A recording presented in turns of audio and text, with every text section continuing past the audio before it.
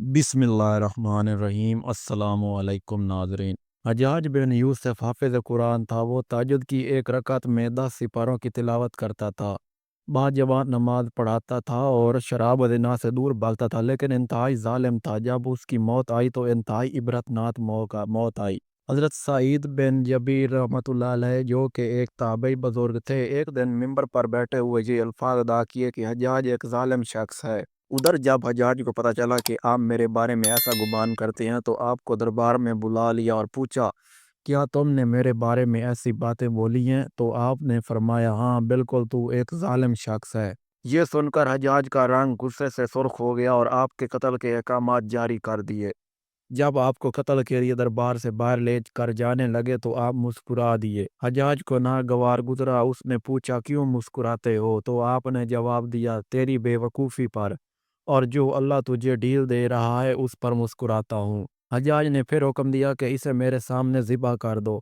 जब खंजर गले पर रखा गया तो आपने अपना रुख किबला की तरफ किया और ये जुमला फरमाया, ऐ अल्लाह, मेरा चेहरा तेरी तरफ है, तेरी रज़ा पर राज़ी हूँ। ये हज्जाज ना मौत का मालिक है ना ज़िंदगी का।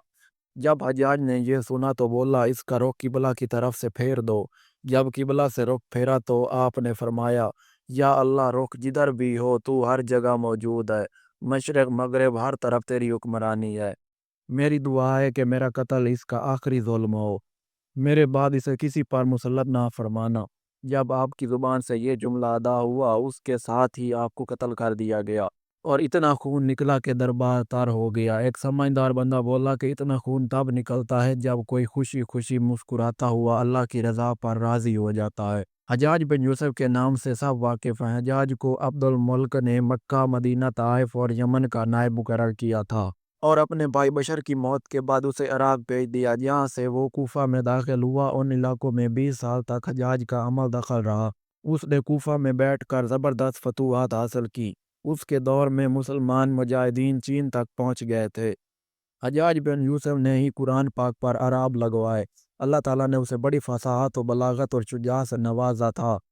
हज्जाज हाफिज़ कुरान था, शराब नोशी और बदकारी से बचता था। वो जहाद का दहनी और फतूहात का हरीस था, मगर उसकी तमाम अच्छाइयों पर उसकी एक बुराई ने पर्दा डाल दिया था, और वो बुराई की आती ज़ुल्म।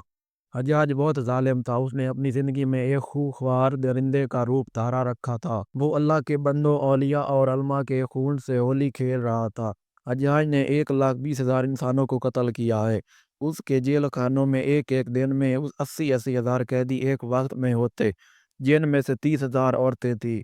उसने जो आखिरी कत्ल किया वो अजीम ताबई और जाहिदो पारसा इंसान हज़रत सईद बिन जबीर रज़ी अल्लाह ताला अन्हु का कत्ल था। उन्हें कत्ल करने के बाद हज्जाज पर वहशत सवार हो गई थी। वो नफ्सियाती मरीज बन गया था। हज्जाज जब भी सोता, हज़रत सईद बिन जबीर उसके ख्वाब में आकर उसका दामन पकड़ कर कहते कि ए दुश्मन खुदा, तूने मुझे क्यों कत्ल किया? मैंने तेरा क्या बिगाड़ा था? जवाब में हज्जाज कहता कि मुझे और सईद को क्या हो गया है। इसके साथ हज्जाज को वो बीमारी लग गई, ज़म्मेरी कहा जाता है। उसमें सख्त सर्दी कलेजे से उठकर सारे जिस्म पर छा जाती है।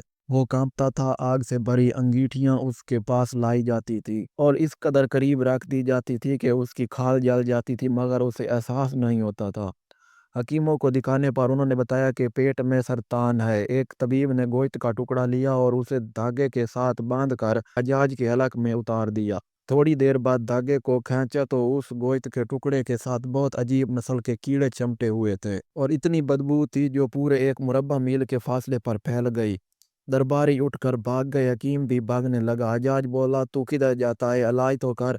हकीम बोला, तेरी बीमारी ज़मीनी नहीं आसमानी है, अल्लाह से पनाह मांग। हज्जाज जब मादी तदबीरों से मायूस हो गया तो उसने हज़रत हसन बसरा रहमतुल्लाह अलैह को बुलवाया और उनसे दुआ की दरख्वास्त की। वो हज्जाज की हालत देखकर रो पड़े और फरमाने लगे, मैंने तुझे मना किया था कि नेक बंदों के साथ छेड़छाड़ ना करना, उन पर जुल्म ना करना, मगर तू बाज ना आया। आज हज्जाज इबरत का सबब बना हुआ है। वो अंदर बाहर से जल रहा था।